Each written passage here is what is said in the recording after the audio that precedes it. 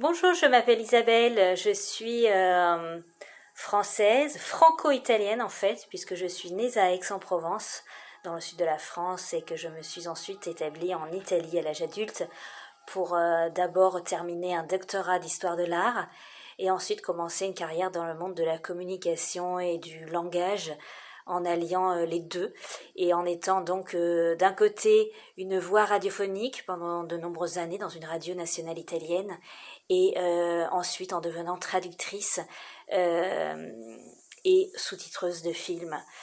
Voilà un peu le parcours dans le monde des langues. J'en parle aujourd'hui 5. 4 ont été, on va dire, assez simples à apprendre, en ce sens qu'il s'agit de langues européennes, comme l'anglais, le français, l'espagnol et l'italien.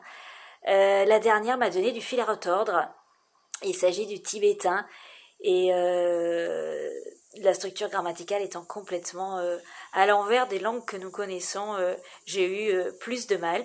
Mais ceci est une expérience qui aujourd'hui me permet de partager avec les personnes qui souhaitent étudier une langue la façon d'aborder la langue, sa prononciation, son phrasé, sa mélodie.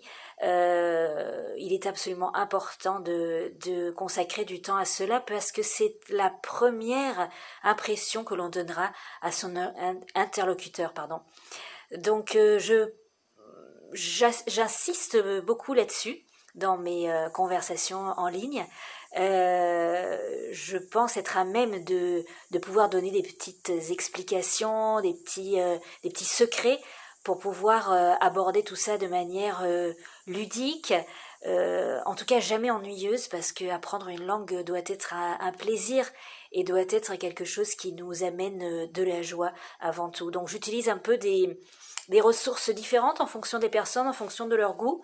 Avec certaines, j'utiliserai des chansons puisque j'ai beaucoup travaillé en radio et la chanson française est un magnifique exemple pour comprendre non seulement le phrasé mais aussi la culture et tout ce qui se cache derrière un vocabulaire et une expression idiomatique.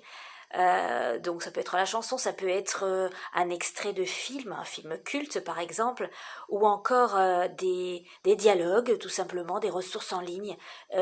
Tout cela en fonction du niveau et puis de la passion et de la aussi de l'intérêt de la personne qui apprend. Et le pourquoi elle apprend, sa motivation, c'est aussi très important. Voilà, je crois que j'ai fait le tour de la question en ce qui concerne mes ressources et en ce qui concerne la façon dont j'aborde ces conversations. À bientôt!